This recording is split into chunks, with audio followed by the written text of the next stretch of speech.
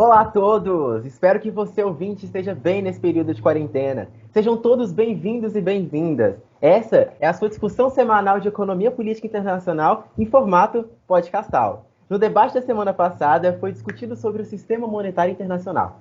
Este é o sexto debate da disciplina e hoje iremos debater sobre o sistema financeiro internacional, em especial sobre o tema a economia política das crises financeiras e a nova governança financeira pós-crise. Meu nome é Henrique Gabriel, graduando no quinto período de Relações Econômicas Internacionais na UFMG, e para juntar nossa conversa de hoje, temos aqui presente meus colegas de turma.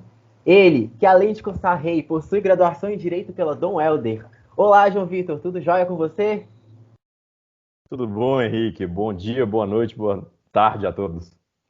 Exato. Independente do horário que vocês estiverem assistindo, gente. Bom dia, boa tarde, boa noite.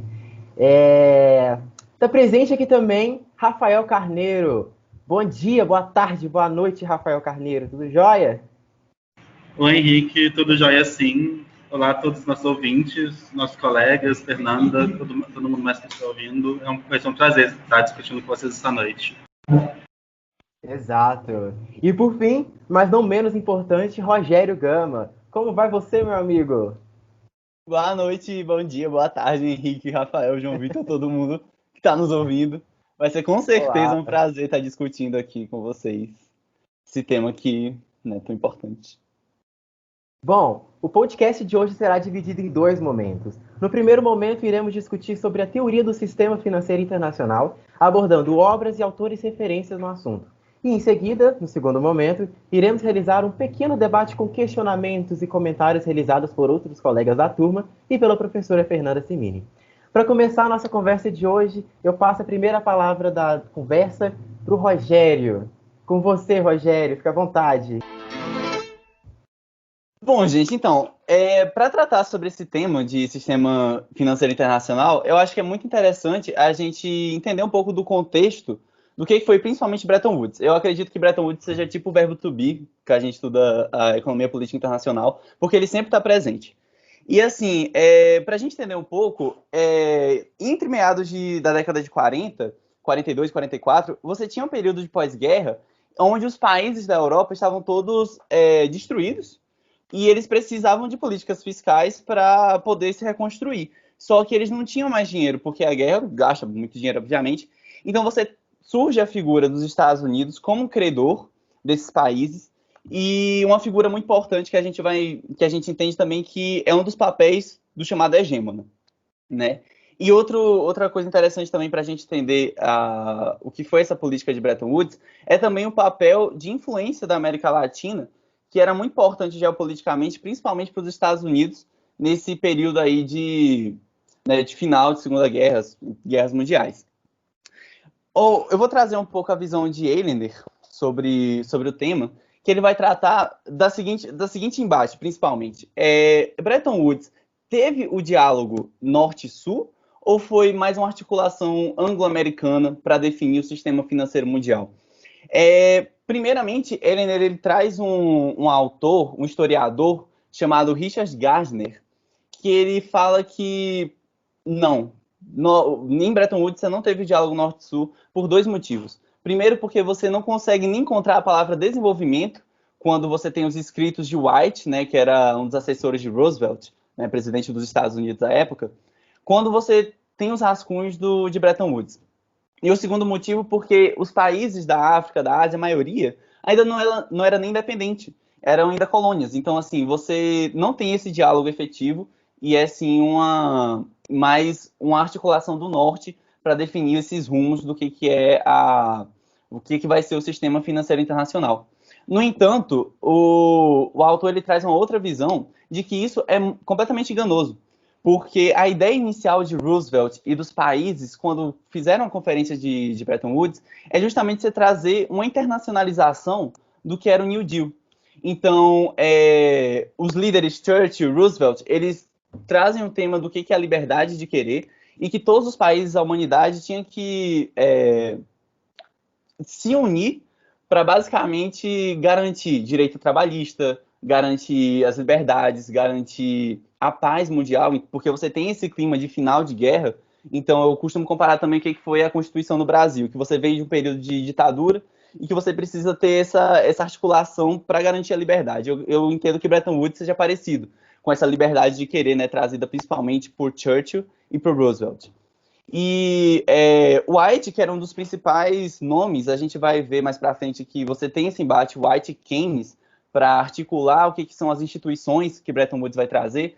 Mas White, ele traz muitas questões desenvolvimentistas, principalmente, para ajudar os países ditos do Sul a prosperarem, né? Ele é interessante porque ele trabalhou com a idealização de um banco Estados Unidos-América Latina, que era importante também para esse desenvolvimento da América Latina. Ele passou uma parte da sua vida trabalhando nesse projeto, mas infelizmente não foi para frente. Mas, então, assim, a gente tem essa visão do autor, que é uma visão que é interessante, que, sim, Bretton Woods teve o diálogo Norte-Sul, principalmente porque na idealização de Bretton Woods por parte dos Estados Unidos, por parte dos países do Norte, você tem, sim, essa ideia de desenvolvimento. Então, assim, alguns dos principais planos de White para garantir esse desenvolvimento são evitar essa fuga de capitais, porque para ele esse desequilíbrio na balança de pagamentos, principalmente, e essa livre movimentação de capitais, faria com que os países em desenvolvimento não conseguissem conter o capital dentro de seu país. Então, tudo aquilo que é produzido, aquele capital gerado, ele escoa para outros países que são mais atrativos, mais seguros. Então, isso é um problema que deve ser segurado, principalmente pelos países, né, ditos do Norte. Há uma baixa flexibilização dos preços da commodity. Então, assim, geralmente os países que estão em desenvolvimento, né, os países ditos do Sul, eles têm uma exportação de commodities que faz parte da sua balança de pagamentos muito expressiva. Então, você tenta não flexibilizar tanto esse preço da commodity para garantir a ida de divisas a esses países e ajudar com a balança de pagamentos, né? E também ele traz uma ideia de emitir tarifas para as indústrias nascentes, para que proteja as indústrias desses países, meio que com a ideia mais desenvolvimentista mesmo. No entanto, White, assim como Roosevelt, assim como Morgenthau, que era presidente do Tesouro Americano na época, eles encontram um embate que é justamente o Congresso dos Estados Unidos. Porque entre 42 e 44, o Congresso ele barra quase todas as propostas de White para trazer essas medidas desenvolvimentistas. Então, assim, tirando então você tem a maioria dessas medidas que foram barradas, porém, a contenção de capitais, essa ideia, você tem um auxílio do Reino Unido, você tem um auxílio, o autor vai falar da Austrália, da Holanda, do Canadá. Então, essa ideia consegue passar, inclusive ela é efetivada, né? De fato, você tem esse controle de capitais. Porque para ele, assim como para Keynes, eles concordam que esse fluxo muito fluido de capitais, ele gera uma bolha especulativa, o que também pode causar várias crises financeiras, né? Então, ok. Para o autor, o que acontece? Você tem essa ideia de diálogo norte-sul, sim, em Bretton Woods, mas Bretton Woods ele vai até mais ou menos 1944, né, toda a conferência, toda a discussão, e em 1945 você tem a morte do então presidente Roosevelt. Além disso, você tem a renúncia de Morgenthau, que era um assíduo... ele corroborava muito dessa ideia de que os países do Sul eles tinham que se desenvolver e eles tinham que sim, ter toda essa ideia de prosperidade. E um pouco depois você também tem a renúncia de White, né, do governo dos Estados Unidos. Então, quem vai assumir o governo dos Estados Unidos, então, como eu havia falado, né, era o hegemona, claramente, é Truman. E o Truman, ele tem uma ideologia muito mais próxima da comunidade financeira de Nova York. Então, assim, você tem os ideais que são muito mais voltados justamente para essa população. Então, são ideais que são muito mais conservadores, se voltam muito mais para o olhar dos Estados Unidos. Então, assim, você tem o final da política de boa vizinhança, você tem esse negligenciamento no que diz respeito ao olhar dos Estados Unidos para a América Latina, porque por mais que você ainda não tivesse começando a Guerra Fria, você não tem esse olhar tão voltado assim para o desenvolvimento dessa região. E você começa justamente nesse embate de livre mercado versus comunismo, né? A gente tem que também entender o contexto histórico. E, beleza, você tem esse negligenciamento por parte, então, do governo dos Estados Unidos, e isso vai gerar como reação uma resposta que dentro da ONU você tem a Comissão Econômica para a América Latina e o Caribe, então, que é o que a gente conhece hoje como CEPAL, que vai ser liderado principalmente por Prebisch, que ele vai trazer, sim, as ideias, de novo, em debate, né, as ideias desenvolvimentistas para debate, então, nessa conferência. Então, você vai ter, assim, lógico que a CEPAL, ela é voltada principalmente para a América Latina, mas você vai ter o apoio de países da África, você vai ter o apoio da Índia. Nesse momento também a China ela foge um pouco desse debate porque, né, lá em 1949, 50, ela está passando por um momento de revolução dentro do seu território, então ela foge um pouco mais disso. Mas, ok, então você começa a ter essa resposta em 1950, e que é uma resposta mais para essa virada assim, dos Estados Unidos, principalmente dos Estados Unidos, né? No entanto, em 1960, parece que essa resposta de fato, mexeu um pouco, porque os Estados Unidos agora, eles cedem um pouco a pressão, e no Banco Mundial, que foi uma dessas instituições criadas por Bretton Woods, você tem agora medidas mais fáceis de tomar empréstimo, aquisição de empréstimos. Então, agora, por exemplo, países que você já está devendo para credores internacionais, você não consegue pagar, agora esses países vão ter mais facilidades para pegar empréstimos no Banco Mundial. E então, assim, a década de 60, ela parte de um ponto que é que é um pouco mais flexível, ao que seria, no caso, essa virada que teve com a morte de Roosevelt e a ida de Truman ao poder dos Estados Unidos, né? Então, assim, você tem parte dessa década de 60, assim, e durante a década de 60, também no final, no começo da década de 70, você tem o que a gente chama de nova ordem econômica internacional. Porque ok, cria-se o cartel da OPEP, que são os países exportadores de petróleo, e esse cartel, que é formado principalmente por países do eixo sul, consegue, quadruplica o preço do petróleo ali no começo da década de 70, e você tem um choque no sistema econômico mundial, que os países agora, o discurso, né, as discussões vão ser voltadas assim, peraí, esses países eles agora estão muito influentes, esses países ditos do eixo sul, então você tem essa fortificação novamente desse discurso, mas que o autor traz uma discussão que é muito interessante, que é o seguinte, ok, o que essa NOE, né, que é a nova ordem econômica internacional, está fazendo? Está indo de encontro com o que era Bretton Woods? Ou será que eles estão fazendo uma coisa que foge muito do que tinha-se na discussão de Bretton Woods? Então, assim, eu particularmente acredito que está indo contra, porque Bretton Woods acreditava no desenvolvimento das regiões por parte, tipo assim, de ceder alguns privilégios dos países do norte para os países do sul. Então, eu acredito que isso vai contrário o que era a proposta de Bretton Woods, embora você tivesse agora, no cenário econômico global, a relevância de países do eixo sul. Então, assim, ok, isso perdura durante a década de 70, mas à medida que essas políticas da NOE não políticas, né, mas políticas da OPEP e essa ideia da NOE vai passando, você chega na década de 80 com a crise, do que seria a crise da dívida externa.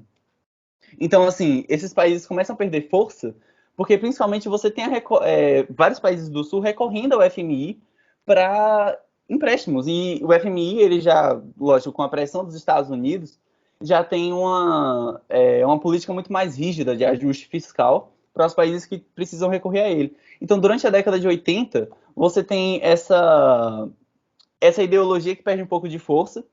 E então, assim, você tem a formação a fortificação do G7, do G8, durante a década de 80. Então, assim, você tem de novo esse movimento geopolítico, esse movimento econômico global se voltando novamente para os países do norte. E, assim, com o fim da Guerra Fria, você acaba completamente essa ideia que você tinha de uma nova ordem econômica. Então você passa a adotar políticas neoliberais, porque o que acontece? Um detalhe importante. Os Estados Unidos, a partir do momento que Truman ele se volta para a comunidade financeira de Nova York, ele também acha que é interessante, isso já na década de 40 é um discurso que vai ser sempre fortificado, especialmente quando você tem Margaret Thatcher também no Reino Unido, um discurso de que o capital estrangeiro ele é sim a melhor solução para que os países do Sul possam se desenvolver. Né? Não um desenvolvimento nacional, né, que era defendido por Prebisch lá na CEPAL, mas sim a vinda, né, do capital estrangeiro, que a gente conhece como neoliberalismo. Então, assim, beleza. Ok, isso na década de 90, os países passam a adotar esse modelo. Uma coisa que é até interessante, porque a gente tem no Brasil o presidente FHC, que ele foi um teórico da CEPAL, ele era marxista, mas ele se viu assim na posição de precisar ceder para esse capital, porque é um movimento geopolítico, sabe? Assim, uma visão um pouco mais pessoal, inclusive. Eu acredito que existe esse movimento que é como se fosse uma mão invisível do mercado, mas da geopolítica. Que aí ele teve que ceder e é o que a gente vê, inclusive, nos países da América Latina. A gente vê um incremento aí, cara, surreal, assim, triplicando o número de capital estrangeiro, né, de investimento externo direto que você tem no Brasil. Então, assim, na década de 90, anos 2000, começo dos anos 2000, você tem essa vinda de capitais, e aí, em 2008, você tem a crise da bolha especulativa, né? E o que Ehler vai trazer para a gente? É a discussão do G20. Bom, ok, você teve essa crise do capital externo vindo para os países do Sul, né?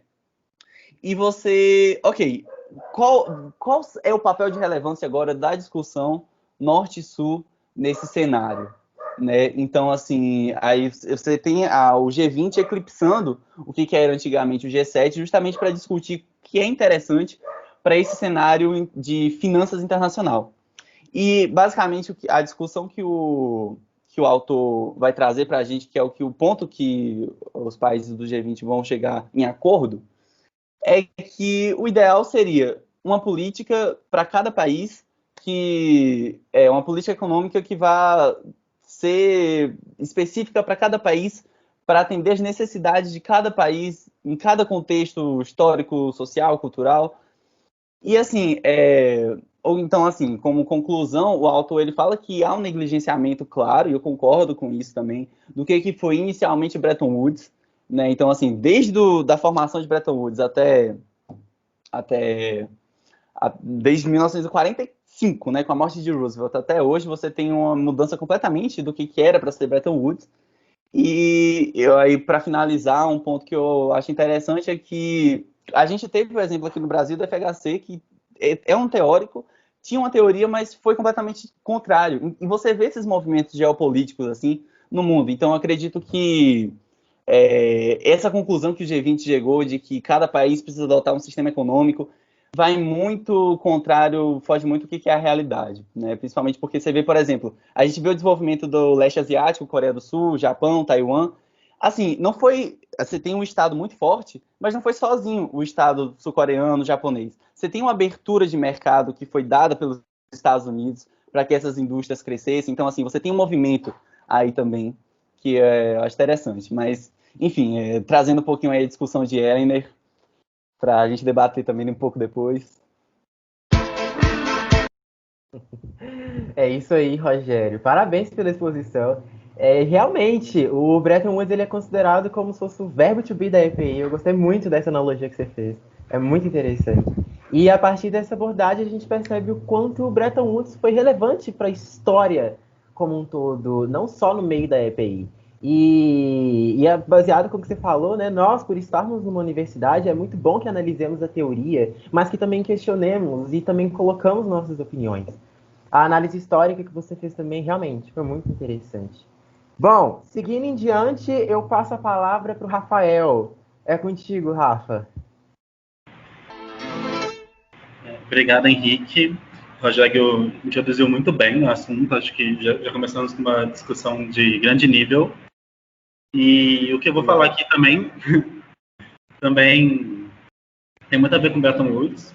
É um resgate que a Nicole Forbes faz de uma discussão que aconteceu em Bretton Woods, trazida pelo Keynes, que o Keynes tinha essa ideia de criar o Bancor, que foi uma ideia que acabou derrotada, mas que discutir ela ainda traz contribuições importantes para a gente pensar a política monetária ainda hoje.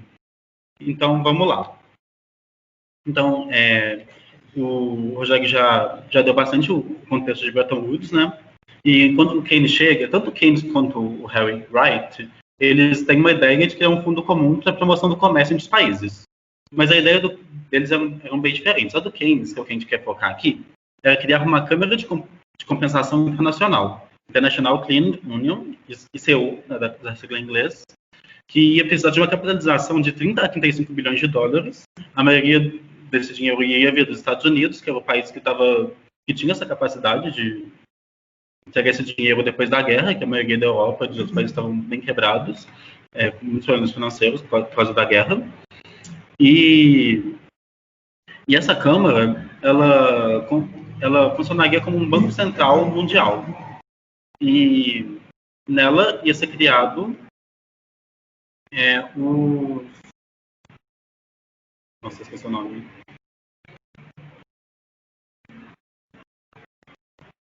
O Bancor.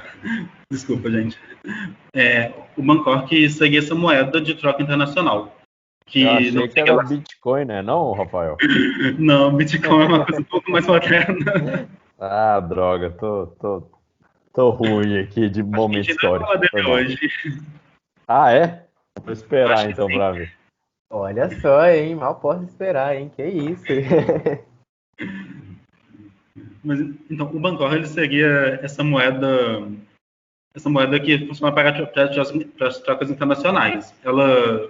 Os bancos centrais dos países, eles iam se relacionar diretamente com o ICU, e as transações feitas entre eles iam ser nessa moeda, no Bancor, e as moedas dos países iam ser conversíveis para essa moeda, ia ser uma moeda de troca, um meio de troca entre os países. O Keynes defendia isso porque, na época, anteriormente, né, a gente tinha o padrão ouro, e ele tinha críticas bastante pesadas ao padrão ouro. As duas críticas que ele colocava, que são os pontos principais, seria que o ouro é um recurso muito escasso. Você precisa extrair o ouro, ter o ouro físico, e ele é um recurso escasso, justamente por isso que ele é usado como moeda, mas ele também trazia limitações. Porque se você tinha um crescimento do comércio e das trocas entre países, você precisava de mais meio de troca, de mais meio circulante. Se esse meio circulante tivesse recebido a quantidade de ouro que os países tinham, você tinha uma limitação à expansão dessas relações comerciais entre os países. Então, isso é um problema grande, já que você tinha uma ideia de expandir o comércio internacional, que era uma ideia comum de Bretton Woods. E um outro problema também está relacionado com o ouro ser um recurso escasso, que é quando você tinha um país se desenvolvendo, um país que estava crescendo acima da média, a tendência é que ele vá importar mais. E isso vai criar uma balança comercial desfavorável, que se você depende do ouro para a sua moeda, se a sua moeda está lastrada em ouro, você vai precisar constantemente estar enviando ouro para o exterior para sustentar isso. Não seria sustentável. Você estaria criando incentivos para os países diminuir o crescimento, limitar o seu próprio crescimento, o que não é o ideal, a gente quer crescer. Então, por causa disso, ele sugere essa moeda, o Bancor, e seria uma moeda puramente escritural. Ela valeria quanto o valor depositário, o valor que estava depositado no ICU. Mas essa ideia não é aceita, primeiro porque era uma ideia muito disruptiva para a época. A gente vinha de um passado que a moeda era lastrada em ouro, e você sair disso diretamente numa moeda totalmente sem lastro é muito disruptivo mesmo. É uma ideia moderna demais e, gerou certa resistência. E também você tinha o problema que os Estados Unidos teria que financiar a maior parte desse fundo, né? E isso gerava um problema meio político, que os Estados Unidos, ele tinha saído, de certa forma, vitorioso da guerra, era o país que mais tinha recursos, era o país que ia bancar aquilo, então ele queria, de certa forma, garantir que essa negociação ia trazer vantagens para ele, que ele ia ter um papel muito, muito forte na política monetária internacional. E essa proposta deixava fazer com que a política monetária internacional fosse mais neutra, enquanto a proposta que acaba vencendo, que era do dólar estar lastrado em ouro e as moedas e as relações, as trocas entre países, relações entre países aconteciam em dólar, favorecia mais os Estados Unidos, que tinham maior controle sobre isso. Então, foi a proposta que acabou ganhando. E aí, com o Bretton Woods, a gente tem a criação do FMI, do BID, para a reconstrução da Europa, muito dinheiro financiado pelos Estados Unidos mesmo. Ele realmente teve um papel muito importante nessa época de financiar a reconstrução da Europa, financiar muitos projetos. E Bretton Woods funcionou relativamente bem, né? Até a década de 70, como a gente sabe, quando o sistema entrou em crise. Mas, assim, já a partir da década de 60, os Estados Unidos já estava sendo bastante responsável na sua política monetária, já estava sendo bastante inflacionário, e aí o mundo começou a perceber que talvez tenha sido um problema dar tanto poder ao dólar no sistema monetário internacional. E como isso passou a ser um problema, ainda mais depois da década de 70, que os Estados Unidos o dólar parou de ser lastreado em ouro, e os Estados Unidos, então, ganham um poder muito maior, e o mercado começa a ser muito mais imprevisível. O autor começa a discutir, então, a autora, no caso, desculpa, a Nicole, sobre a importância e a possibilidade da gente tentar ter essa moeda internacional neutra que o Keynes propôs lá atrás, hoje. Mas antes de focar mais nessa proposta, eu queria voltar um pouco para o texto do Gilpin, que ele vai tratar bastante sobre as crises financeiras internacionais. A década de 70, mais uma vez, é um ponto-chave para entender isso, que foi quando começou a ter uma liberalização muito maior do mercado financeiro internacional, e as trocas começaram a ficar muito mais intensas. E interessante que ele coloca que elas começaram a ficar muito mais intensas em relação às décadas anteriores, mas no final do século XIX, você tinha um fluxo de capitais talvez ainda maior em termos relativos, obviamente, não em termos absolutos. Porque, por exemplo, a Inglaterra, no final do século XIX, ela exportava 5% do seu produto nacional bruto como produto de capital. Produto de capitais não, desculpa, não produtos, né? Mas como capital. Era essa exportação de capital. Já tinha muito investimento, principalmente produtivo na época. Ela financiava muita infraestrutura e investimentos de longo prazo. Já na década de 70, quando você tem essa mudança e você volta a ter um fluxo maior de capitais, esse fluxo é muito concentrado em capital especulativo e de curto prazo. E isso vai causar uma dinâmica financeira internacional bem diferente. E você começa a ter muitas crises. A gente pode citar assim, inúmeras crises dos países asiáticos, crise do México, crise da Rússia, várias crises financeiras que aconteceram desde então. E a gente pode falar que o sistema financeiro mundial ficou muito mais instável.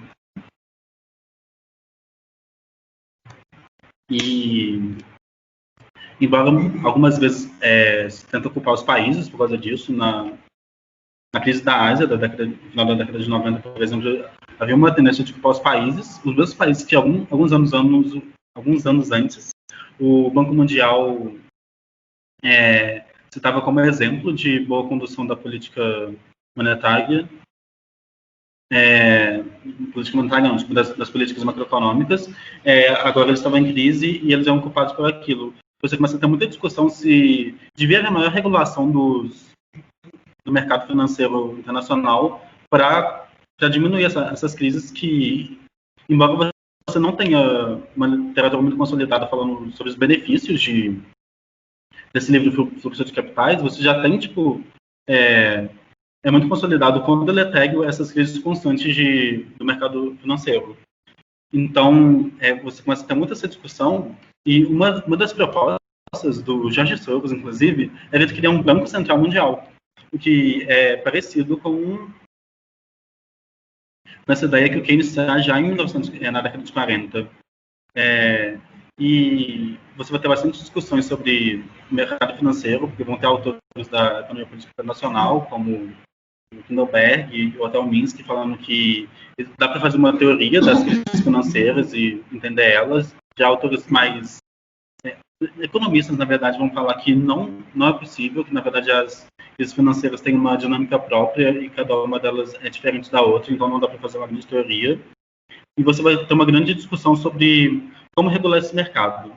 Então você vai ter desde autores liberais, como Milton Friedman, falando que é que o melhor é não liberar, né, não regular, é deixar o mercado agir por si só por causa do risco moral, porque quando o mercado atua para compensar uma crise, para ajudar o país numa crise, ele vai estar,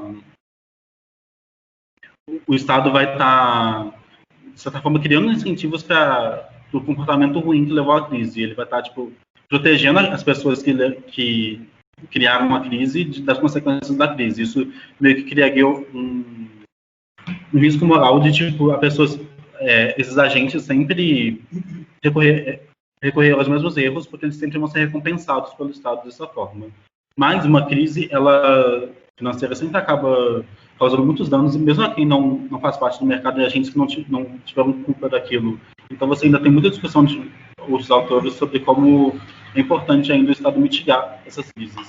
Aí você vai ter algumas propostas diferentes. Então, por exemplo, na década de 90, a gestão Clinton nos Estados Unidos era muito a favor de você dar fortalecer o FMI tanto como regulador do mercado financeiro, mas principalmente como defensor da abertura financeira, de mercados financeiros livres. E essa proposta ela é interessante porque os Estados Unidos eles acham muito importante manter os mercados financeiros livres porque eles entendem que eles têm uma vantagem comparativa muito forte no ramo financeiro. Então, tipo, eles ganham mais poder relativo com isso. Enquanto Europa e Japão, por exemplo, são a favor de uma regulação mais forte do mercado financeiro internacional, justamente porque eles sentem que isso limitaria um pouco o poder relativo dos Estados Unidos nessa área e deixaria a política monetária deles menos dependente da política monetária americana, menos sujeita a interferências da política monetária americana. Em meio a toda essa discussão de regulação, eu acho muito importante trazer essa contribuição da Nicole sobre essa moeda comum, que não mais uma Ancor, né, mas ela resgata isso como um fio condutor, que assim, o mercado financeiro e o mercado monetário e a política monetária e a política financeira estão muito conectadas hoje em dia. E essa moeda comum, ela poderia ser um fator de neutralizar a questão de trazer mais estabilidade ao sistema. E acho muito interessante a discussão que ela faz no final sobre como isso pode ser feito.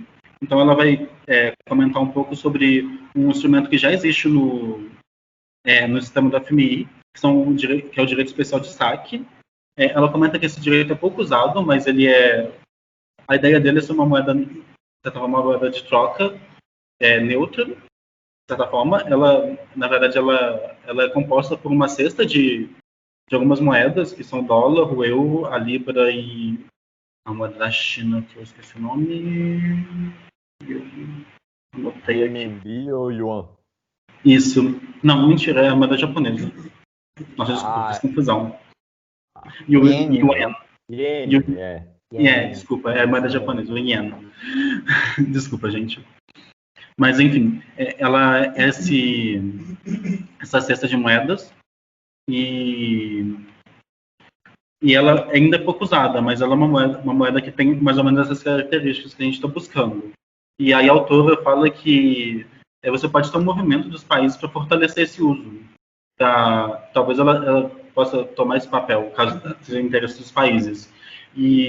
Só que é difícil consertar essa discussão entre os países, né, porque são interesses muito diferentes e distintos.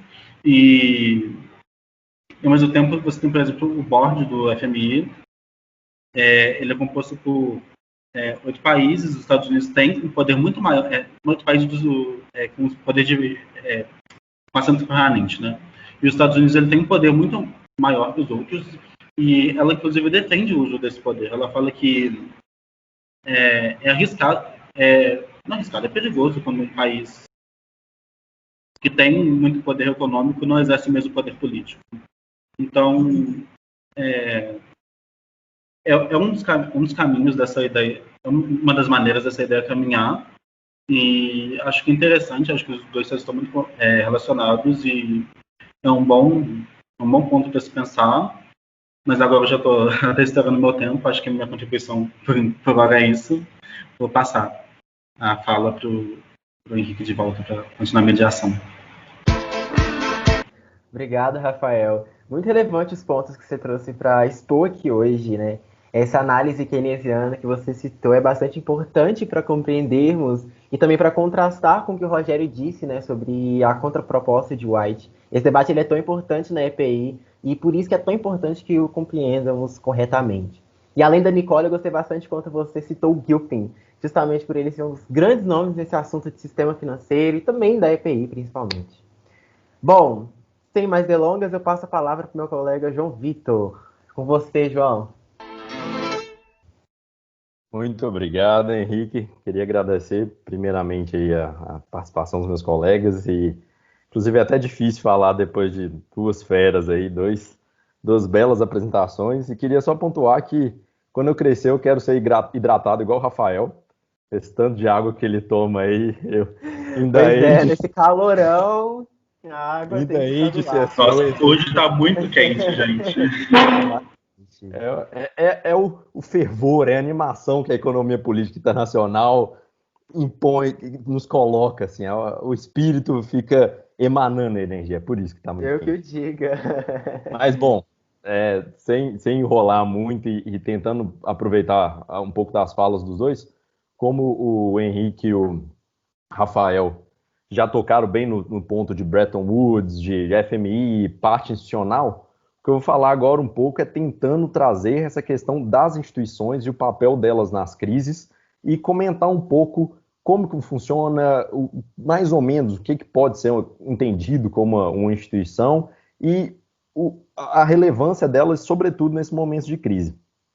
Para isso, como o Rafa comentou muito bem, só pontuando com mais afinco num detalhe, esse fim de Bretton Woods, né, pegar o gancho daí, além de todos os efeitos que o Rafael muito bem citou, um ponto importante também que é válido relembrar é essa questão da substituição das taxas fixas de câmbio por flexíveis, né, para além do fim do padrão ouro, e essa mudança das taxas fixas de câmbio foi um momento de inflexão, porque nesse caso o mercado que passaria a regular o funcionamento do sistema monetário, ao invés de haver essa coordenação política e uma necessidade própria de ação das instituições criadas lá em Bretton Woods, a exemplo do FMI, né, que tinha muito esse papel.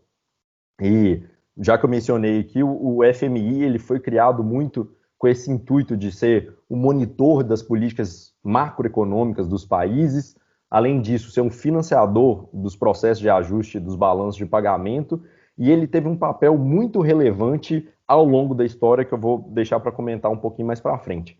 Nesse contexto também, da época de 70, que o Rafa tratou muito bem, o primeiro ponto que queria chamar a atenção foi a criação do inicialmente G5, que hoje a gente conhece como G8.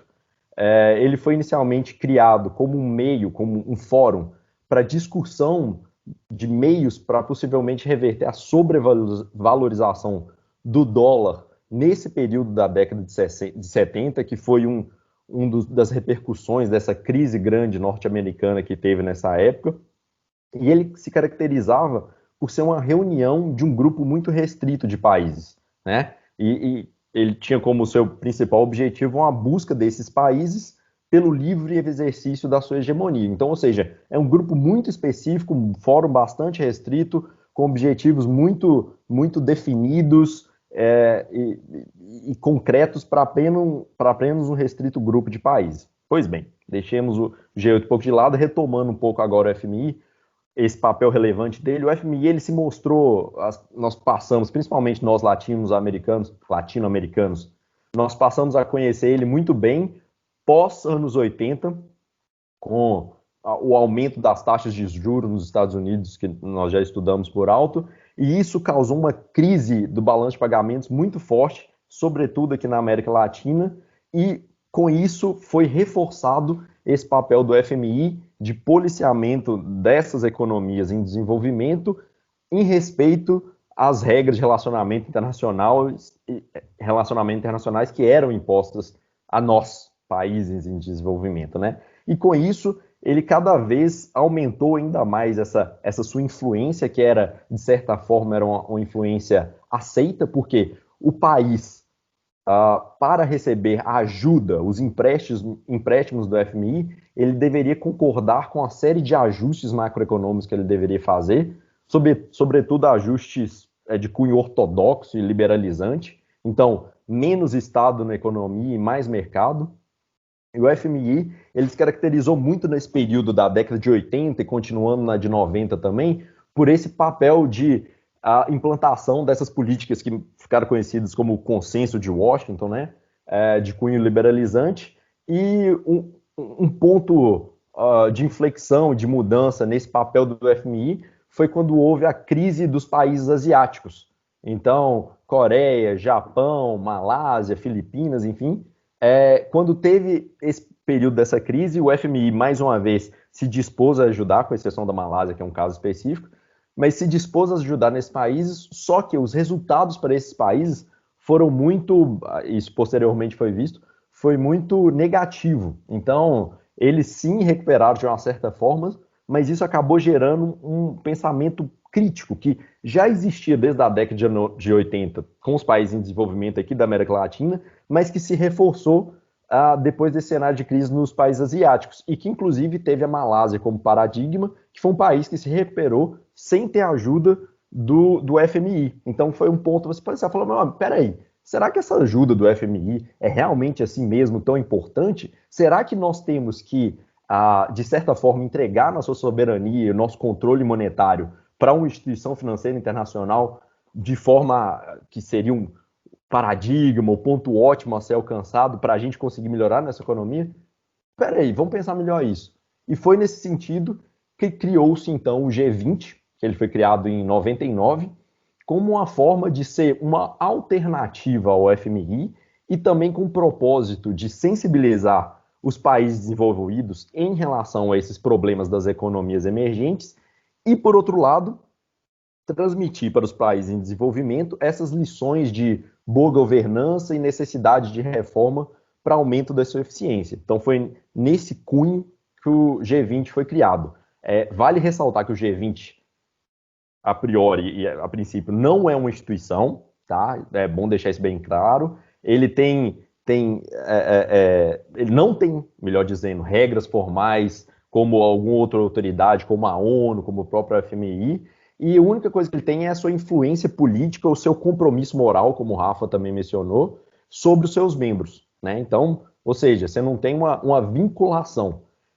Pois bem, o início do G20 foi basicamente, como ele era formado muito para esses ministros de primeiro escalão, ministros das finanças, os diretores dos bancos centrais, ele de certa forma, ele prolongou, ele deu seguimento a essa ideologia liberalizante que já era do FMI. E muito também em função porque no G20 estavam incluídos os países do G8. Então, ou seja, foi basicamente um fórum ampliado que contava já com esses países centrais que faziam parte do G8. Então, eles carregaram também para o G20 essa ideologia toda que era muito característica do FMI. Só que o G20, ele enfrentou um grande desafio, que é o ponto aqui que eu gostaria de trazer a discussão, com a crise de 2008, que foi justamente quando essas economias desenvolvidas, que eram a referência para todo o sistema, elas entraram em colapso financeiro. Mas e agora? Essas economias que eram nossa referência entram em colapso financeiro por conta de medidas adotadas por elas mesmas, ou seja, o sistema financeiro interno delas que se deteriorou. E aí, com isso, o G8 não era um fórum suficiente para tratar dessas questões, porque ao longo do tempo o G8 acabou se tratando mais de um meio de relações públicas, ou seja, só uma reunião anual para os líderes irem lá, tirar uma foto bonita e fazer um discurso legal e voltar para casa. Então, ou seja, o G8 já não era mais um meio para tratar dessa crise de 2008, mesmo porque ele era composto exclusivamente desses países centrais. Então, por isso o G20 foi colocado nesse lugar de ser um fórum mais amplo da discussão. E com isso, nessa crise de 2008, teve uma reunião no final do ano que, diferentemente de ministros da Fazenda e chefes do Banco Central foram chamados os chefes de Estado e de governo para debater, para tentar criar uma coordenação sobre como resolver esse problema. Então, ou seja, a crise de 2008 impôs ao G20 o quê? Um objetivo de coordenação política das políticas nacionais com o objetivo de contenção dos efeitos da crise. Okay? Só que aí também, com o passar do tempo, um pouco esse objetivo do G20 foi deturpado porque foram sendo abrangidos outros objetivos relacionados a problemas socioambientais, e aí o G20 acabou perdendo um pouco seu propósito. E aí, tratando aqui da nossa discussão mais especificamente, qual que é a relação do G20 com o sistema financeiro? Bom, o G20, ele basicamente herdou as funções que eram originalmente do G8, muito em função dele também agregar esses países que eram originalmente do G8, mas também alguns outros fóruns menores, mais restritos de discussão, como o Comitê da Basileia ou o Financial Stability Board, que são dois comitês específicos para questões bancárias e do sistema financeiro.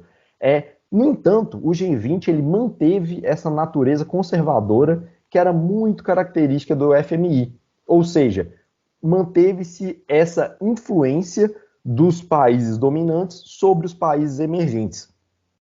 E com isso, o diagnóstico que se teve no G20 a respeito da crise foi que os acordos e os compromissos liberalizantes firmados ao longo do tempo por esses países emergentes, eles estavam corretos, e que o problema não era a natureza deles em si, mas a sua intensidade, ou seja, não era que eles estavam errados na sua essência, mas que foi liberalizado demais, ou de uma forma que não deveria ter acontecido. Então foi essa a crítica, no final das contas, que restou para o G20. E se a gente for discutir isso um pouco mais, é uma crítica um pouco inócua, porque na realidade o problema dos países emergentes não é o jeito que esse processo liberalizante foi implantado, mas é o processo em si. Gera uma série de deficiências e desregulações do sistema e que afeta principalmente esses países em desenvolvimento. Então, em resumo, G20, no frigir dos ovos, se mostrou como um fórum com impotência para regular essa instabilidade gerada pela crise, não tinha competência para realizar esse alinhamento de políticas monetárias entre os países, porque depois de algum tempo também cada país começou a adotar sua legislação própria, sua lei própria para regular esse sistema monetário. E mais, que é um problema geral entre todos os fóruns, ele carece de uma convergência entre os membros. Por ser um fórum muito amplo, ele, para tomar qualquer decisão, para ter qualquer atitude, ele depende muito desse consenso entre os membros e por inexistir uma vinculação formal, ou seja, os membros não são condicionados, não são obrigados a adotar as prescrições previstas pelo G20. Então, esse é um ponto falho. E aí, buscando concluir minha fala, e só dar a referência, inclusive, dessas informações que eu estou passando, que é da obra G20 e a Reforma do Sistema Financeiro, do Fernando Cardim de Carvalho. Eu não sei se eu já falei isso, eu já falei, me desculpa, eu estou ficando gaga. Mas só concluindo, diante de todas essas informações, o que principalmente esse autor aborda, e eu concordo em grande medida com ele, é que países em desenvolvimento, eles devem sim participar desses fóruns, ainda que com um efeito inócuo, como a gente pode discutir, mas devem sim manter essa participação nos fóruns e, inclusive, ampliar para fóruns de discussão mais abrangentes, a exemplo da própria ONU, né, que tem muitas diretorias temáticas e muitos fóruns também relevantes nesse sentido. E também não se limitar a apenas isso e participar de quantos fóruns foram impossíveis para discutir essa questão do sistema monetário internacional. Então, por exemplo, do BRICS, do próprio Mercosul, desse Comitê da Basileia que eu mencionei, que trata mais especificamente de questões bancárias, e ele ainda faz uma ressalva que eu achei muito interessante, que é a questão de adesão aí ele cita expressamente um grupo que é o OCDE, que curiosamente o Brasil está muito em discussão para entrar agora, e ele fala expressamente que países em desenvolvimento não deveriam participar desse tipo de fórum, de grupo, de instituição, que seja, porque essa participação implica e um compromisso institucional com esses princípios liberalizantes. Ou seja, os países emergentes acabam se vinculando ainda mais com esse princípio liberal maluco que geralmente advém dos países centrais. E assim, eu concluo minha fala deixando 2 pontos, que é, o primeiro, a ineficiência dessas associações como o G20, que é o que o autor apresenta ao longo do texto, e o segundo é que países em desenvolvimento, sobretudo, devem buscar, sim, essa discussão em relação à regulação do sistema monetário e financeiro internacional, mas através do exercício pleno da sua autonomia e implantação de políticas voltadas para o seu interesse nacional. Então, mais do que aceitar de pronto o que vem de fora, é importante a gente olhar para dentro e ver o que nós queremos, o que nós queremos construir com esse sistema. E é isso que é o relevante para a gente contribuir para a discussão, que aí eu tenho certeza que meus colegas vão ser muito mais... vai ser muito mais rica a discussão com eles, da gente discutir formas, ou se é adequado ou não, de nós regularmos, criarmos instituições para regular, para formalizar esse funcionamento do sistema financeiro internacional. É isso, muito obrigado. Interessantíssima abordagem que você fez, João, sobre o G20. E, de certa forma, deu para perceber que o surgimento dele foi um desbalanceamento de poderes e decisão na ordem mundial, de certa forma, foi imposta pelo G8, né? E é uma pena que ele perdeu sua proposta ao longo do tempo, e se tivesse uma formalização, igual outras instituições, como você citou, e levar o grupo adiante com suas propostas iniciais, enfim, é uma pena.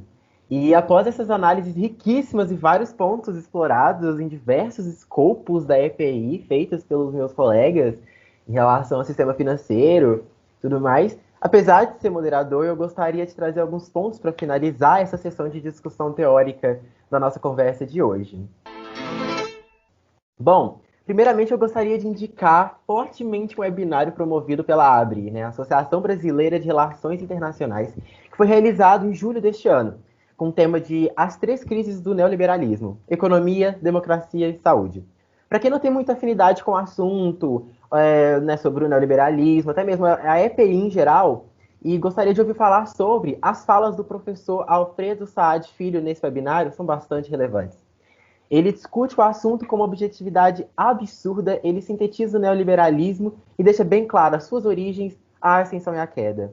Esse webinário da ABRE, ele está disponível no YouTube e basta você procurar pelo tema, né? As Três Crises do Neoliberalismo: Economia, Democracia e Saúde, para assistir.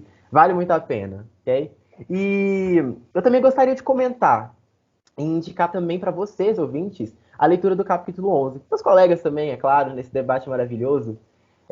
No capítulo 11, Foreign Debt and Financial Crisis, do livro Global Political Economy, escrito pelo clássico autor da EPI, Theodore Kohn. Ele é um autor de referência no campo da EPI, ele discute sobre esse sistema financeiro internacional, mas nesse capítulo, ele especificamente ele discute sobre as crises financeiras dos anos 80, a crise financeira asiática dos anos 90 e a crise de 2008, expondo todas as suas origens, as estratégias utilizadas das instituições e estados para contornar com essas crises. Ele faz um panorama geral de diversas particularidades dessa crise. Ele discute sobre o papel do FMI, do Banco Mundial, o papel do Estado no sistema financeiro. E tudo isso é explorado na visão de diversos autores e economistas das mais diferenciadas correntes teóricas que nós podemos encontrar dentro desse campo da economia política internacional.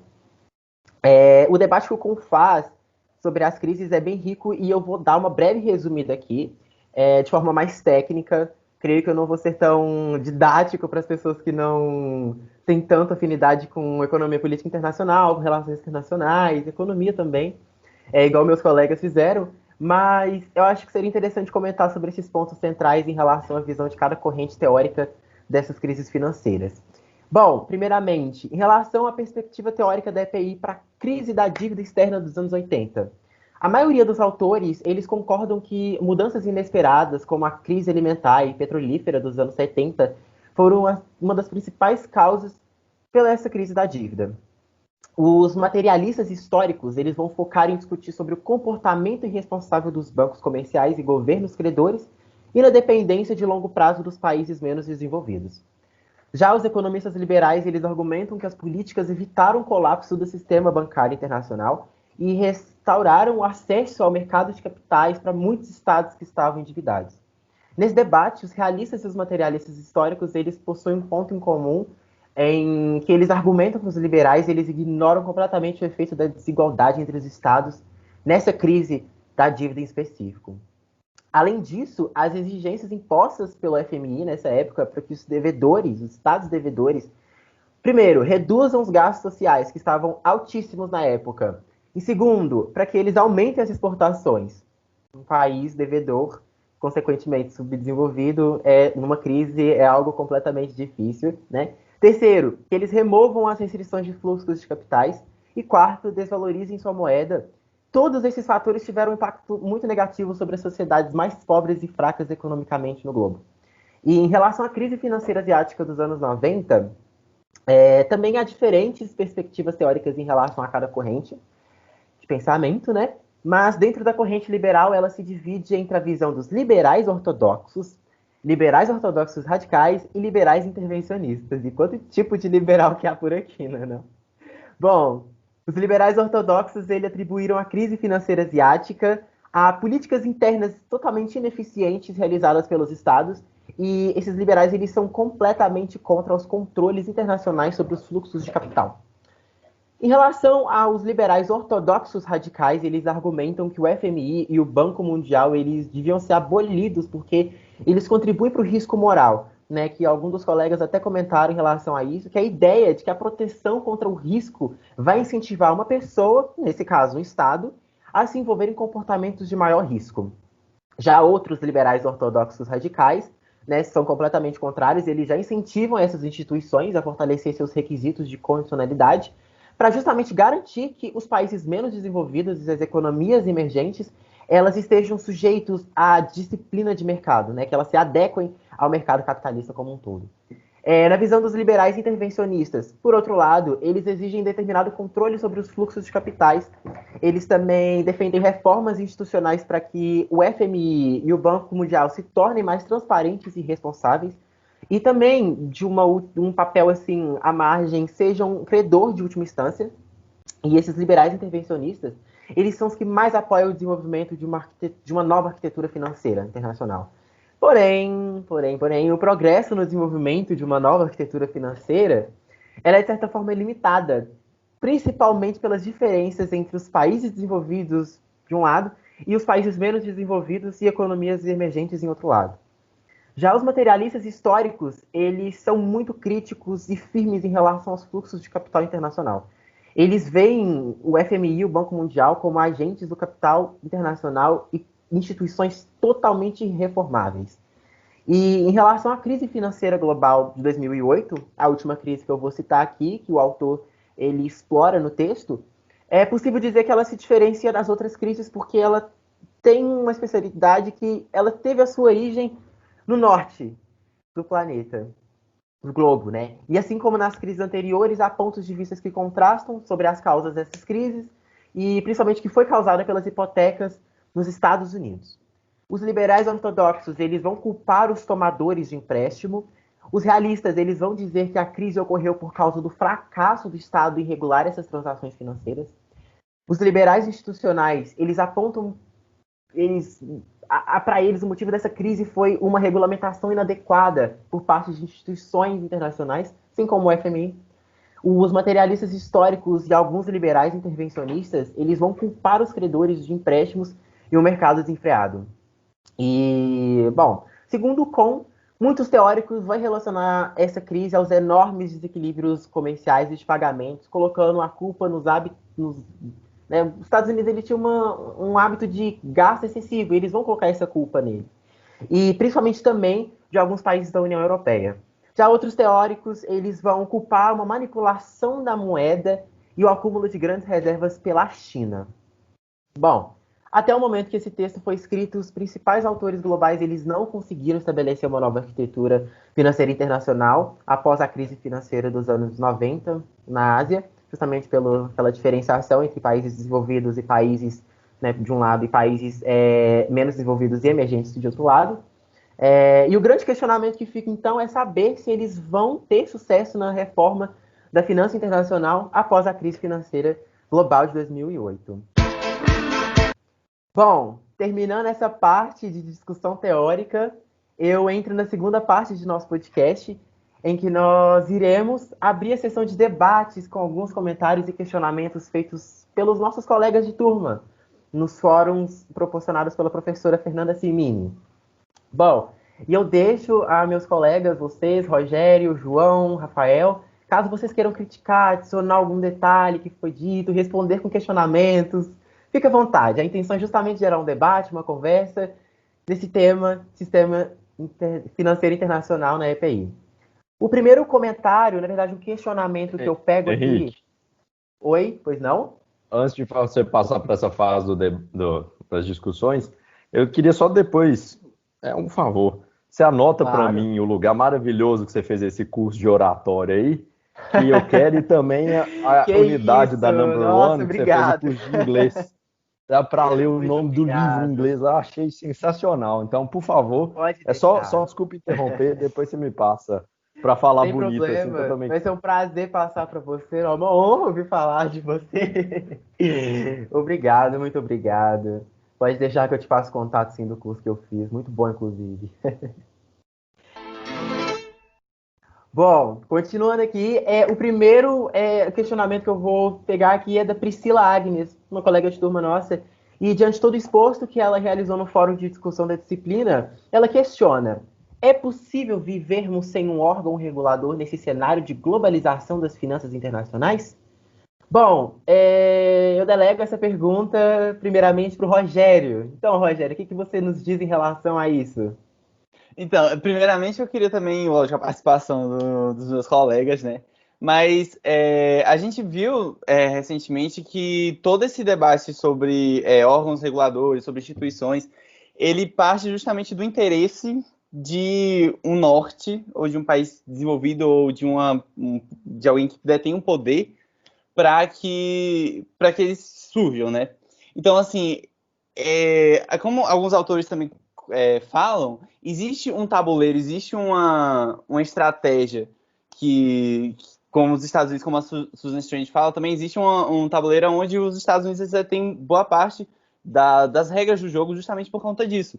Então, tipo assim, a partir do momento que você tem essas instituições já, e você não tem esse poder sendo contestado, é muito importante você ter essas instituições, mas eu acredito muito na geopolítica como sendo, fazendo paralelo com a economia, como tendo uma mão invisível aí que vai sempre reorganizar, porque não é possível, cara. Até hoje eu fico pensando, gente, como é que o FHC, que era um cara da CEPAL, faz toda essa política neoliberal, sabe? Então, assim, é a mesma coisa que nem eu citei desenvolvimento lá do Sudeste Asiático.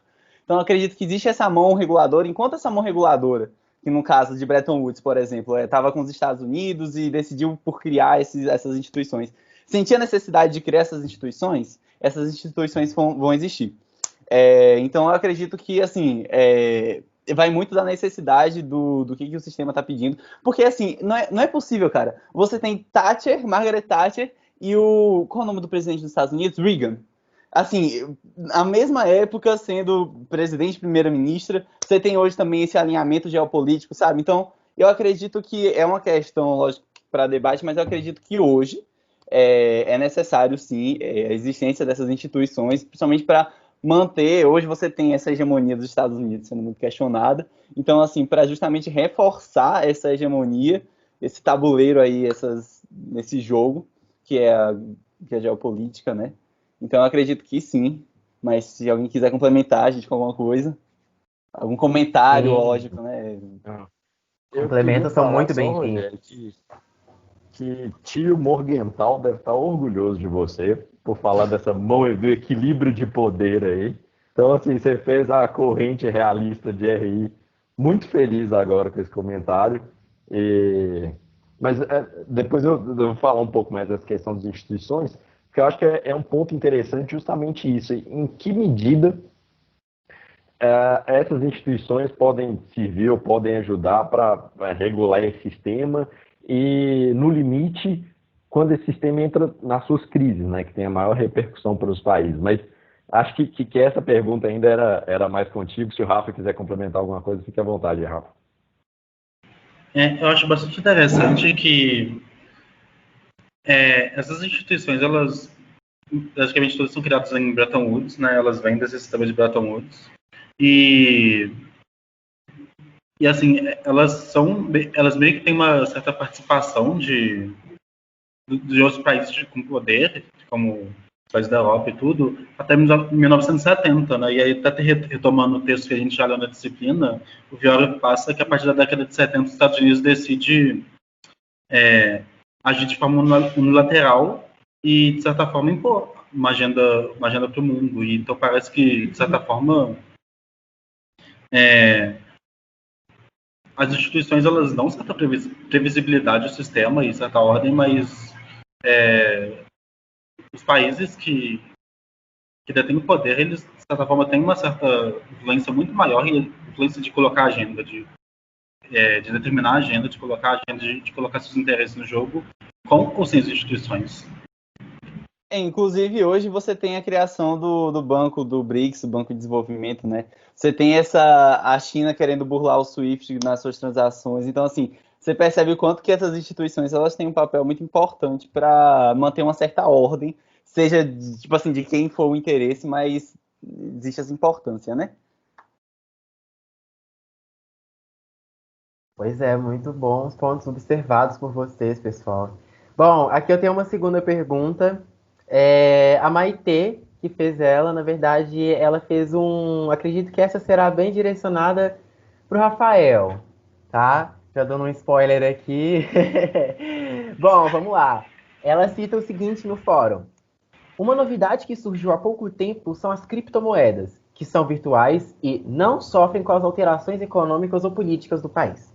O que está de acordo com a ideia de Keynes, que dizia que a criação de regras monetárias internacionais e a adoção de um meio de pagamento que não fosse afetado pela rigidez da escassez natural seriam formas essenciais de contribuir para um desenvolvimento pleno da economia. Ainda assim, as criptomoedas são muito voláteis, pertencentes ao mercado financeiro especulativo e precisam recorrer a um bom caminho. E precisam percorrer um bom caminho até serem aceitas. Sendo assim, levando em conta que as criptomoedas possuem uma certa similaridade com a ideia do Bancor, seriam essas uma alternativa para a estabilização do sistema monetário internacional? Nossa, é uma ótima pergunta. Realmente, quando eu vi ela no fórum, eu já pensei em mil coisas, porque esse assunto das criptomoedas é muito interessante e, ao mesmo tempo, é uma coisa muito nova, né, que a gente tem até dificuldade de entender exatamente como funciona, porque é realmente muito novo e as coisas vão acontecendo muito rápido antes da gente mesmo entender direito. Mas eu acho que eu tenho uma resposta bem clara assim, para essa pergunta, que é não, eu não acho que as criptomoedas têm esse poder de ser uma alternativa. Primeiro, uma das coisas que a Maitê cita na própria pergunta dela, que é falar que as criptomoedas são muito voláteis, né? Hoje elas são muito usadas muito mais para especulação do que qualquer outra coisa, e isso tira todo o poder dela de ser um meio de troca internacional, porque se a ideia é da estabilidade, você não pode ter uma coisa que é tão volátil quanto uma criptomoeda. Mas, além disso, tem outros problemas. Ela falou um pouco que a criptomoeda ela não sofreria alterações econômicas ou políticas do país, ok? E que ela não seria escassa como o ouro. Só que aí eu acho que na verdade, ela seria escassa, assim, porque você pegar, por exemplo, o Bitcoin, que é a criptomoeda mais conhecida. A ideia do Bitcoin é você tem uma quantidade máxima de Bitcoins, se não me engano são 21 milhões, e não tem mais Bitcoin do que isso. A questão é que quando você vai minerar Bitcoins, a mineração vai ficando mais difícil quanto mais pessoas estão engajadas nessa mineração. Então, mas você tem uma quantidade máxima de Bitcoins já estabelecida. Então, seria uma moeda que teria a mesma restrição que o ouro tem, de ser um bem escasso, de certa forma. Foi exatamente a crítica que o Keynes fez ao ouro já na década de 40. Então, outra questão que eu acho que dificultaria muito o Bitcoin assumir esse papel. E, por fim, eu acho que tem uma questão política importante também, porque, como a gente acabou de discutir, eu acho que as instituições internacionais, elas têm um papel muito importante na regulação do sistema e elas garantem uma certa previsibilidade, um certo controle das políticas pelos países membros. E eu acho que, como a própria Nicole Robb cita no artigo dela, os Estados Unidos, por exemplo, têm um poder, uma força muito grande dentro do sistema de governança da FMI. Então, ele pode controlar, ele tem uma influência, melhor dizendo, tem uma influência grande sobre uma política monetária regida pela FMI. Uma influência que ele não teria tão forte como uma criptomoeda, por exemplo, que é uma coisa mais fora do controle das instituições, de certa forma. Então, na minha opinião, as criptomoedas não poderiam ser usadas para esse fim. Gostaria de saber se alguns dos meus colegas teriam algo a acrescentar, alguma opinião a respeito. Algo a discordar também.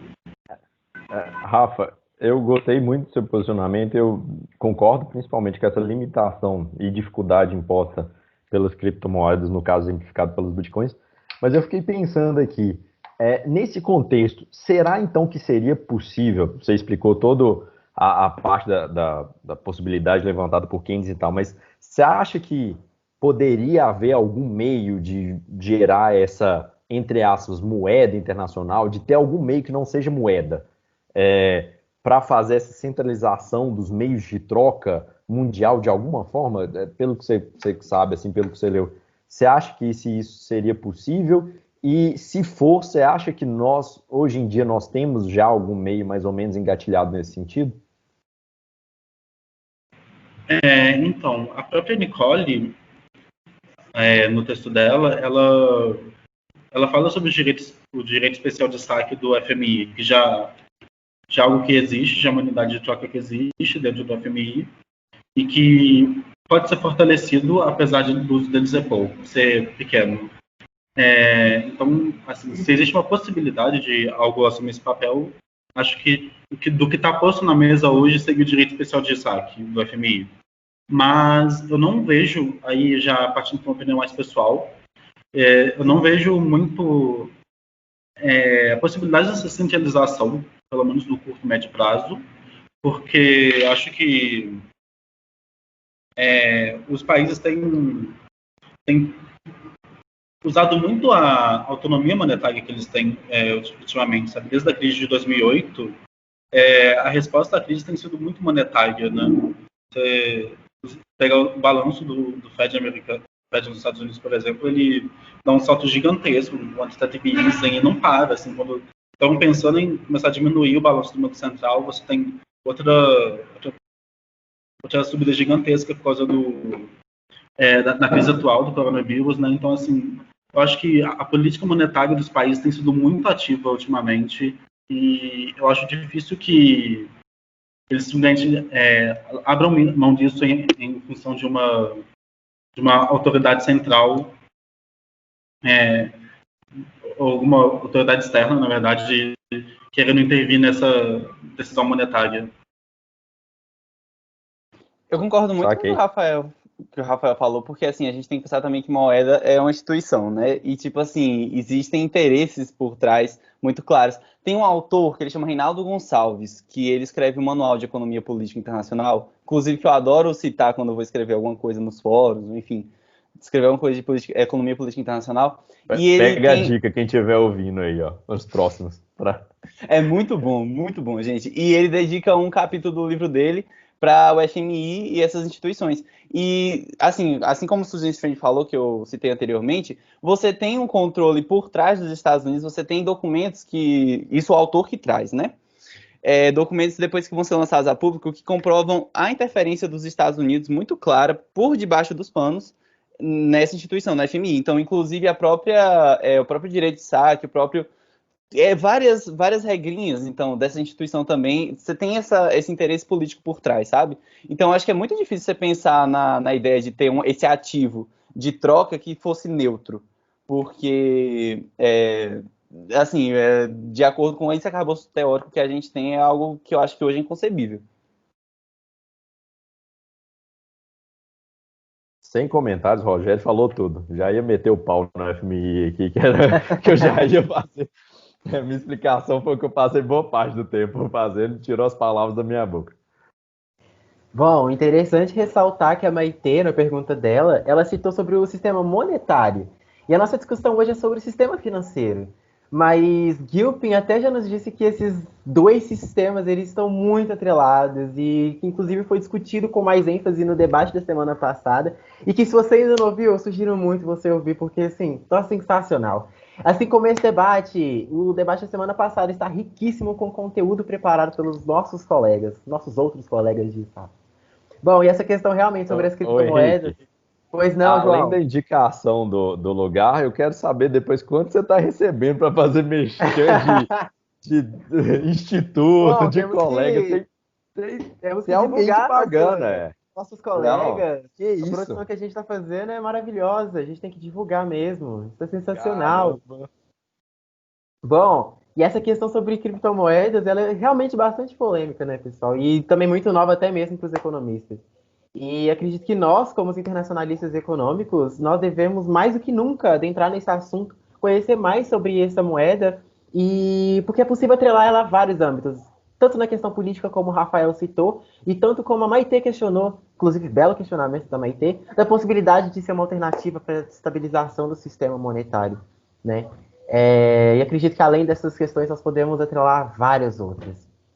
Bom, e aqui no último questionamento, se vocês quiserem também fazer host, Ah, vocês estão livres, ok? O debate está maravilhoso, mas vamos lá, continuando. É um questionamento feito pela Vitória, uma outra colega de curso nosso, do Rei, e ela disse o seguinte: é possível dizer que as necessidades de países em desenvolvimento já estão mais do que conhecidas e vocalizadas, considerando o diálogo Norte-Sul que resultou em Bretton Woods. Ou persegui-las institucionalmente seria um dead end. E também é possível dizer que Freedom from Want é uma proposta quase que discursiva para que esses países sintam-se ouvidos e acolhidos, enquanto mudanças institucionais mais amplas são praticamente impossíveis? Bom, essa pergunta, esse questionamento eu jogo para o João. O que você tem a nos dizer em relação a isso, João? bom, primeiramente, baita pergunta aí da Vitória. Puxa vida, fiquei até atordoado aqui. Mas em relação a essa pergunta, sim, dessa impossibilidade de perseguir ela institucionalmente, o primeiro ponto eu acho que vale a gente pensar o que seriam essas instituições capazes de ensejar essa regulação. Porque trazendo essa bagagem histórica, o que nós já tivemos de experiência disso foi justamente Bretton Woods, como você colocou na sua pergunta, que ensejou em quê? Em FMI, em Banco Mundial, dentre algumas outras ao longo do caminho aí que tiveram outras repercussões, mas basicamente essas duas, pelo que a gente pôde ver, estão muito calcadas nessa ideologia dos países centrais, nessa ideologia dominante e de manutenção também. E ideologia dominante é essa que a gente viu o resultado muito concreto disso, que foi essa defesa do liberalismo nas décadas de 80 e 90, enfim, como eu mencionei anteriormente. Mas acho que esse que é o ponto problemático de colocar a solução desse problema da regulação do sistema, especialmente nas mãos de instituições. Porque, enfim, dentre outras N teorias que nós já estudamos, as instituições elas são construídas com algum propósito específico e elas carregam em si o interesse de algum ou alguns agentes, né? Então elas nunca vão regular o sistema de forma equânime, de forma desinteressada, e que aí parte muito também um pouco do que o Rafa e o Rogério disseram na questão das criptomoedas, que é justamente sempre ter um interesse por trás. Então, acho que esse é o problema de sim, podemos voltar a discutir, podemos criar de novo essa conversa norte e sul, super válido, mas tem que ser bem qualificado o resultado que sair disso, porque provavelmente, se for uma instituição no caso, isso vai estar atrelado a uma série de interesses por trás. E aí tentando partir um pouco para a sua segunda pergunta, né, freedom from anti, nossa, from anti, regacei com o inglês do Henrique, que bonito, mas freedom from anti, e essa dificuldade dessas propostas se limitarem ao nível do discurso, eu acho que, em certa medida, é um pouco isso, sim. É bonito, é fácil falar, difícil fazer, essa velha história. E eu acho que essas grandes potências, os países hegemonas, eles tendem muito a essa, não, vamos, muito em função também do que a gente discutiu em alguns fóruns passados, daquilo dos Estados Unidos pregar muito esse liberalismo, mas como nós vimos, ele mesmo não segue essa cartilha liberal. Em uma série de exemplos, em uma série de medidas, os próprios Estados Unidos agem totalmente de forma diversa do que eles pregam. Então, acho que isso já responde um pouco dessa pergunta, de que isso se limita muito ao discurso, e essa dificuldade, impossibilidade de regular os sistemas, seja através de instituições, seja através de algum formato mais concreto. E assim, eu só complementando um pouco, porque é interessante também a gente analisar o seguinte, a gente, lógico, tem a democracia, o regime democrático, que também acaba dificultando, lógico, assim, existem todas a teoria democrática e tal, mas que acaba dificultando também qualquer imposição de qualquer prática, assim, como o Freedom from Want, né, que inclusive o Wehner cita bastante no texto dele. Porque você tem o White querendo várias medidas de desenvolvimento para os países do Sul, mas a maioria barradas pelo próprio Congresso americano. Então, você tem o Roosevelt, que é o presidente, você tem o presidente do Tesouro dos Estados Unidos, você tem o White fazendo todo esse rascunho, mas ainda assim foi barrado pelo próprio Congresso. Então, tipo assim, bate muito no que eu acredito que seja esse interesse mais dessa geopolítica, sabe? Mais do que um interesse específico, assim, que seria o Roosevelt ou o White, assim, mas não seria interessante naquele período, naquele momento, esse tipo de política. Concordo com o Rogério aí, as coisas têm que ser analisadas dentro do seu contexto histórico para você evitar ficar anacrônico, né? Dentro daquelas possibilidades que você tem, dentro daquelas capacidades do momento. Acho isso bastante interessante também. Mais algum comentário, pessoal? Algum assunto que vocês gostariam de tratar? Vocês gostariam de perguntar um ao outro, talvez, com as exposições feitas até agora? Queria saber qual que é o barbeiro que o Rafa cortou o cabelo dele, que tá maravilhoso também. Corte Tô pedindo dicas. hoje. Então, eu não tô indo no Sou barbeiro. influenciável. Não tô indo no barbeiro na quarentena, eu tô cortando em casa. Ficando em casa, exatamente. É isso aí, pessoal.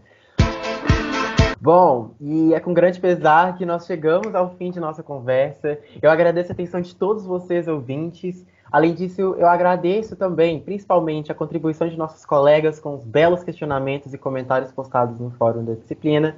Principalmente também aos meus colegas aqui presentes. Obrigado pela participação e contribuição de vocês. A vocês, ouvintes, muito obrigado pela paciência e por estar conosco durante todo esse tempo. Foi um enorme prazer participar desse podcast como moderador. Realmente uma experiência, de fato, muito boa e agradável. Para despedida, eu passo a palavra para os meus colegas. Fiquem à vontade.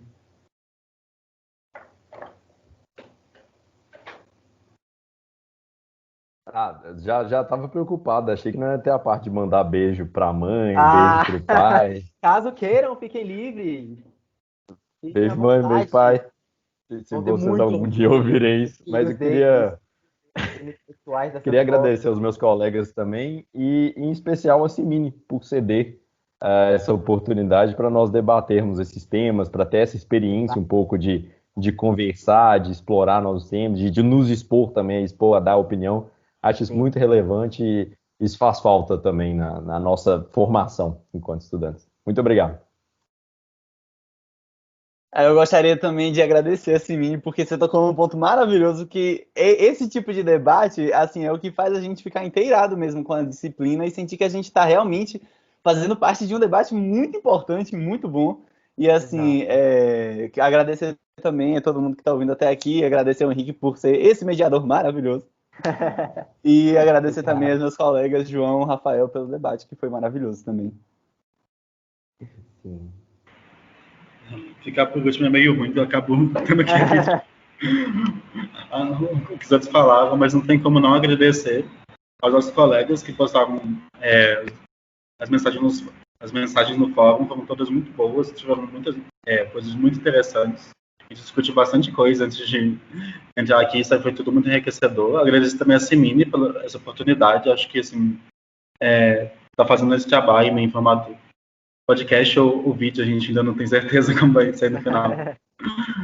Mas tem sido bastante enriquecedor e é uma forma de lidar com as coisas na quarentena que eu acho que é de certa forma benéfica, porque trabalho com mídias, né, com podcasts, vídeo, é uma coisa que vai ser cada vez mais importante. Que bom que a gente tem essa oportunidade de expor nossas ideias e discutir assuntos tão relevantes aqui. E é isso. Obrigado para todo mundo que ouviu a gente até aqui. Foi uma discussão muito boa. Obrigado aos meus colegas. Henrique, João, Rogério, foi muito bom. É isso. Ótimo, eu tenho certeza que quem ouviu esse podcast, ou talvez vídeo, né, quem viu o vídeo, eu tenho certeza que agregou muito conhecimento. Eu aprendi muito ouvindo vocês falarem. Então, assim, realmente, muito obrigado. E não se esqueçam de visualizar, você ouvinte, não esqueça de visualizar, de ouvir os conteúdos das semanas passadas e as que virão também. Tenho certeza que serão riquíssimas. Os conteúdos estão muito bons. E é isso. Até mais, pessoal. Muito obrigado. Tchau. Tchau, tchau.